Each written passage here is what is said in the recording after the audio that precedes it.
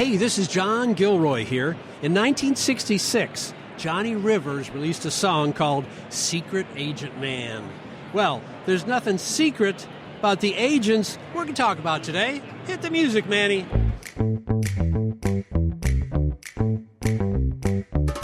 Welcome to the Federal Tech Podcast, the podcast that connects you to federal technology leaders. My name is John Gilroy, and I'll be your moderator. Our guest today is world-famous secret agent Paul Tatum, Executive Vice President, Global Public Sector at Salesforce, sitting at the floor of the Salesforce event in downtown Washington, D.C. John, what an amazing intro. I've never been called Secret Agent Man, but I love it. I'm going to go with it for this podcast today, so thank you. Yeah, and so I've been to many Salesforce conventions. A lot of people have been to Salesforce. There's thousands of people here.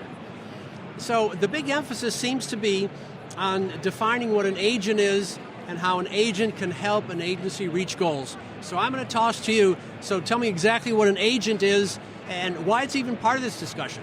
Yeah, John, we are so excited about the agentic AI that has emerged out of the technology industry, and more specifically with Salesforce, what we have labeled Agent Force.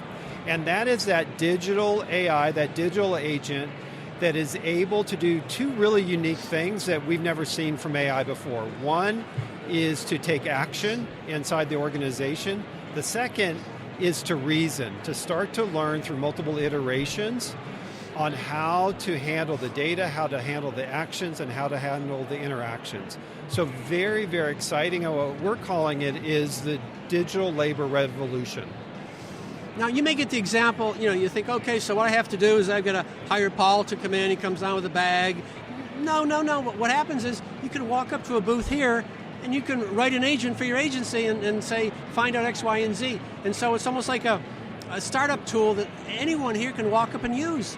Yeah, it's really fun, actually. It's kind of the fun part of my job, and where we've had many customers, even here today in the convention center, sit down with us and do literally in 10 minutes build a digital agent that is able to read their website, read their PDFs, read their policy documents, and begin to do FAQs and responses on behalf of that particular organization. Now give me an avocado story. I want one right now. An avocado story. Yes. So you must have been hanging out with me a little bit, John, because what's interesting, back in November, I kind of just on a whim, realizing that international trade is a thing, and our harmonized tariff schedule that you can find on a federal website is a pretty complicated, unstructured PDF of 4,000 pages with 20,000 different products on it.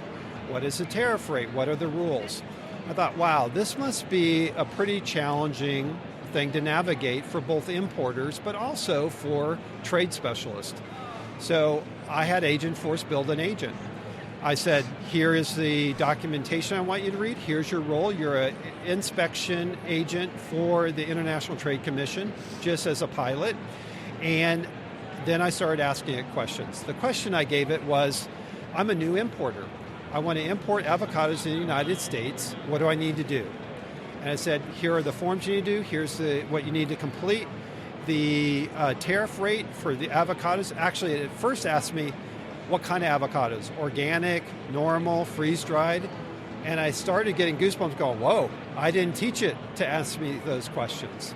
I then flipped it around and did on the internal government side and said, should I approve this import of avocados? Does it have everything right compared to the policies of the organization? And it said, no, you shouldn't approve it. And I was like, wow, why not? It was like, two problems. The reference number for avocados is incorrect. You said it was organic avocados. You did not get that correct. And you're missing the certificate of origin as an attachment. I was like, I have no idea what that is. I look it up. Certificate of origin is a very official document coming from the country with produce. It says it was grown in this country, it's produced in this country, and it must be part of the package. And then I got my second set of goosebumps. I was like, I didn't teach it about certificates of origin. I didn't ask it to look at the attachments of the application, and yet it did, and it caught it, and it advised me accordingly. So just a very, very, I think, practical example of what Agent Force is able to do in these very complex conversations and policies of government. Paul, that resonates with me. When I got out of graduate school, my first job was as an export documenter. No way. And an That's export amazing. documenter, I could read and write several languages, but it was you have all these books. Back in the day, it would have taken maybe 2 weeks to do that. You have to look up avocado, look up the country, and then the import, and then the tech, and then is that the right number? Then you manually write down the right number, and you transpose a number and go back. And so this little story is good, and so I think we can take this story, encapsulate it, and apply it all through Department of Energy, transportation, environment, because everyone has different specific tasks that can be helped with a digital assistant. Exactly. It's funny. I did not know you were an import specialist, an expert. So I'm not. So when I saw the agent come back with this advice around avocados and the corrections I needed to make on my application, I was like, wow. So I, of course, being the kind of the researcher I am, I go into the document, I'm looking for avocados. Listed 6 times in the harmonized tariff schedule, page 963. Sure enough, here's the reference number. And I'm like, whoa, it got it right. It's right there. And I didn't understand the table. I didn't understand the unstructured PDF, but the agent was able to see the repetitive nature. Here's the reference number, the produce type, the tariff rate, and the rules. And that is what, frankly, humans aren't great at. Like you said, it takes us a long time. We're really good at empathy. We're really good at interaction. We're really good at strategic thinking. It's hard for us to handle the details of this. Foreign language origin, and then some. It's difficult. Now, when you told that story earlier today, what I wrote down was guardrail, because when you did that little exercise, you were working in a pretty safe environment with pretty safe data, and chances are you weren't going to upset the apple cart with something down the road. Now, I contrasted that with the world outside of Salesforce. You may kick me out of here, but there's a whole world outside of Salesforce where people are jumping into projects willy-nilly and firing up ChatGPT and including company information, excluding certain information, and upsetting the apple cart. There's a lot of problems out there no one talks about. Yeah, and we're an enterprise software company with trust as our number one value. So that extends to the work we do with our agentic layer, our AI technology, and Agentforce. Most specifically to the government customers listening, we are working through our FedRAMP process for all of this technology I just described, and we're very excited and expect that to be generally available very soon. But that being said, one of the things that is fundamentally different in what we do with Salesforce and the platform is, one, we're a big believer in small language models, focus on a very domain-specific problem. Import specialization with a harmonized tariff schedule, maybe some work and data from USDA or a couple other departments. The second is to move it through the platform and our trust layer with a zero-copy data cloud that allows us to pull data from the enterprise, not from the internet, not from trying to be the Uber agent of everything on the internet, which is where the hallucinations come from, where the faults come in the model. So with Salesforce, we have done this with contextually based aware agents. I know I'm an inspection agent. I know I can only work with this particular data. And then more specifically, you give it very specific guardrails. For example, in just narrative form, I might tell this agent if I was building it, you're not allowed to disperse funds. You are not allowed to use any other documentation than the harmonized tariff schedule. You are not allowed to approve a package without a human being involved. And it will obey those rules. And so those are some of the very functional guardrails you can put in place in addition to where you source your data from. Yeah, and again, this isn't hire an attorney. We're at an event, I'm looking over at the ICF booth. I could probably sashay over there and come up with a very specific healthcare question that would not release personal information and comply with many HIPAA guidelines. It's almost going to be a default, and so it's a safe way to operate in a sandbox here at the convention center, huh? Yeah, exactly. And Sandbox is a good way to think about it. As exciting as this technology is and the emergence of agentic AI, we are in the very beginnings of what is going to be possible. I kind of liken it to the first time I saw the internet or cloud computing or SaaS. But I think the difference is, until now, kind of technology, we've been collecting data, manipulating data, and reporting on data, which has been fantastic and helped with a lot of effectiveness and efficiency of government. Today, we're talking about organizational and operational process changes because now we have capabilities and capacity we never thought possible with digital labor, digital assistants working alongside of us. So, Paul, I was at a satellite conference in this very room 1 week ago, 16,000 companies. Half of them were talking about their ability to do agentic AI, and they can do it underwater, and they do everything. And I kind of was very careful about it. But I take notes and I listen, and someone said they were in a panel discussion, and they're talking about innovation, and so they wanted to see physical hardware innovation and maybe NVIDIA chips innovation. And someone stood up and said, speed is innovation. They said, I'm getting a T-shirt made out of that one. Yeah. But it's true. And so if you're in a situation where you have to do a complicated analysis, you can do it yourself with the books on the shelf. You can hire people, you can turn it over to staff, or you can maybe test drive out with a Salesforce model where your car's not going to go over 55 miles an hour. You're not going to park illegally. You're not going to use the wrong gasoline. And so this whole idea of innovation, it fits with this agentic AI. Yeah, and what's so much fun really for our customers and exciting right now in the industry is really both the speed of introducing the technology. Like you said, John, earlier, you could sit down with us and in 10 minutes have your first digital agent working with you around your agency. And that's kind of unprecedented. That's kind of the fail fast, try fast, point it. And what we feel is going to happen is organizations will have multiple domain experts in there. You will have a claims specialist, you'll have a policy specialist, you'll have a customer service agent, and frankly today they will start working together, right? They'll go, hey, I know I have a policy agent, a claims agent, a legal agent, and a customer service agent, and to give Paul the answer I need, I'm going to talk to they're all going to talk together and say, hey, based on our domain expertise, here's what we should do. Here's the decision we should make, which is very exciting. Well, we're not too far from the National Stadium here.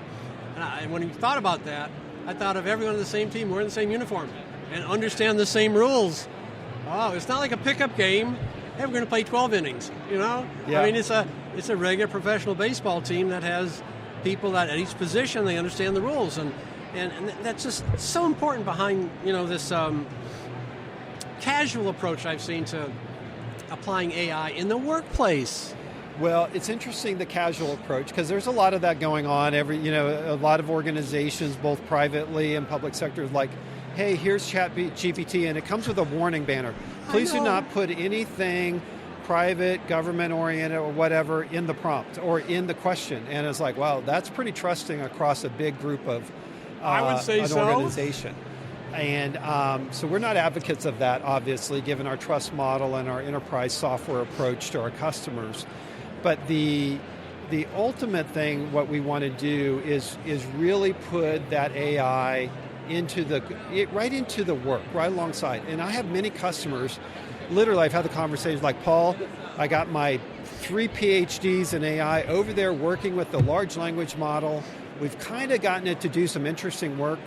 We can't really figure out how to transition it into practical work. We've gotten some interesting research out of it. It's looked at some documents. But I call it, moving from the parlor tricks and interesting emails and research to very practical, take action for me. Review this case. Look at this import. Should we say yes or no?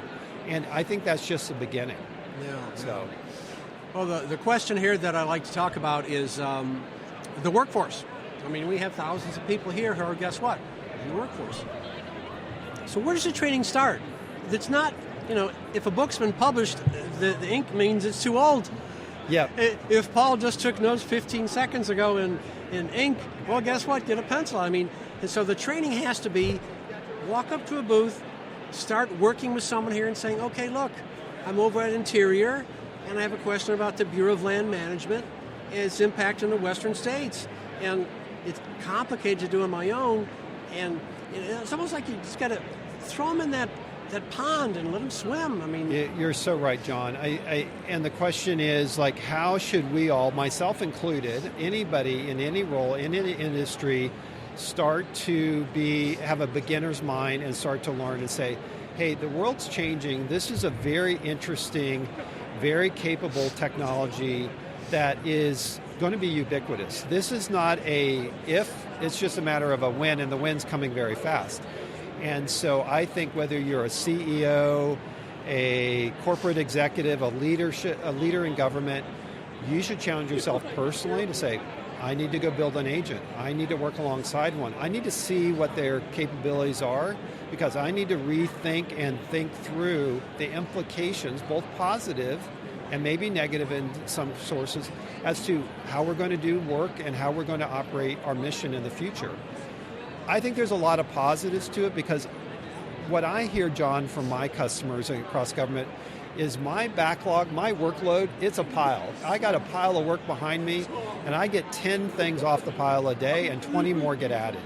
So, Paul, if you can bring me some help, if I can get a digital agent, a digital employee to work alongside me, and frankly, run through the pile overnight, and I can come in next morning and say, 90% of these are good to go, please review them very quickly, 10% need additional clarification, I'll take it all day long. So, yep. Given the fact that it's going to be in a safe environment with guardrails where the data is going to be accurate, and when you talked about the data scientists, I increasingly think that their job is to set things up for the knowledge workers to make sure that data is good, make sure it's not leaky. Right. Here's a problem I hear outside of Salesforce: leaky data. I haven't heard it all day long here. That's not a word I've heard. Well, I'm glad to hear that. You do hear that outside of this building, man. Well, there's a couple of things that we've done. One is, certainly our GovCloud environment, which is FedRAMP authorized at FedRAMP High. Our AI technology is rapidly coming into that. So that provides a federally authorized boundary for the data and the operations and the people. Super important. The second is the actual, what we have built into the platform is our data cloud, our data fabric, our zero-copy data fabric that says, hey, leave your authorized data in its silos. You do not need to move it into our platform if you don't want to. We can tap into it, and more importantly, harmonize it into a very usable single view of the customer, the profile, or the problem. That's what's been challenging for organizations is, they go through big MDM strategies, they go through big data rationalization strategies. Data Cloud just simplifies that, where it says, listen, you keep your 5 copies of Paul Tatum in whatever databases you need them in. It's too hard to try to get that kind of fixed. But Data Cloud, take those and, hey, tell me, I want Paul's address from database 1, I want his age from database 2, and then I get my new unified profile around Paul Tatum that I can use in my agentic layer to get the accuracy, speed, and protection that you talked about is so critical. So I have a neighbor, and he works for an agency that manages atomic energy. And this guy, he's 6'5", he's got a master's degree in like atomic science. He is like super smart. Yeah. So how is Paul Tatum going to walk in his office and go, hey, Tony, let me help you with this? I mean, yeah, his knowledge level is very intimidating. Now, we talk about movies and his dog, and he keeps it real low with me. But there's no doubt this guy, he understands exactly some of the threats. And so how do you work with someone, and there's plenty of, look at NIST, yep. Tons of brainiacs. So how do you work with someone like that in a professional manner to show him how he can use a tool like this with being respectful, though? You better be with Tony. Yeah, for sure. Well, I'd love to meet Tony someday. So this is an interesting thing about it. I shared with you kind of the amount of work Tony probably has and others that they can't get to. And it really starts, I usually show them a demo of Agentforce very quickly, show them the use case. Maybe it's the import agent specialist around the harmonized tariff schedule. That's all it takes. And they go, wow. And literally, John, they will, when I show them one example, they will give me 10 more. They go, Paul, if that's what agentic AI can do, if that's what Agentforce can do, I got 8 more examples of where I need help. And I can guarantee you, Tony has probably wanted to have additional staff, additional researcher, additional partners to work with that for budgetary reasons, staffing reasons, he hasn't been able to get. He's like, if they're capable of that, I'll take 8 of them and I'll tell you how. And so the ideation sessions I get with customers, they go, here's an idea, and then they're like, okay, I got it. Let me show you 8 more. That's exactly what Tony would do. Yeah. He would listen, and he would learn, and then Paul would go, can I get out of here? I got it, bye. Yeah, exactly. So you have to step out with a smile, a little song and a dance, and find someone else. At 6'5", I'd probably step out. Yeah. But he's open-minded to something. I think there's so many people in that situation where they have a stack of intellectual work that they may be begging for an assistant, and this is a nice way to slip in and a safe way to do it. Exactly. Yeah. I've been to many of these events, and you'll be to many in the future. So give me a 5-year plan here, Paul. We're going to put it in writing. And no, give me a 3-year plan. Wow. It's that's an interesting challenge, John. If we were sitting here a year ago, we would be talking about AI. We'd be talking about the platform. We would not have said the word agentic AI. And I kind of joke, my spell checker on Microsoft Word still thinks agentic is misspelled. So that's showing you the speed and pace of the change in the industry and the capabilities that are coming. Here's my prediction. I think we're very close to the place where we will be interfacing with digital agents, multilingual. Ours will have 40 languages, voice, and you won't know it unless it's disclosed to you, which it will be. You're working with a digital AI agent. And in some cases, it will be the preferred engagement model for a commercial. Maybe I'm making a reservation at a hotel. Maybe I'm making an airline reservation. Maybe I'm dealing with a federal agency. So I think we'll get to the place very quickly where the adoption curve will happen, because I think this generation is ready for the next round of technology. Hey, I thank you for displaying it on my phone. Now I want you to actually do the work for me, in that engagement. Yeah, so it'll be very exciting. Well, unfortunately, we're running out of time here, live from the show floor at the Salesforce event. You have been listening to the Federal Tech Podcast with John Gilroy. I'd like to thank my guest, Paul Tatum, Secret Agent Man and Executive Vice President, Global Public Sector at Salesforce.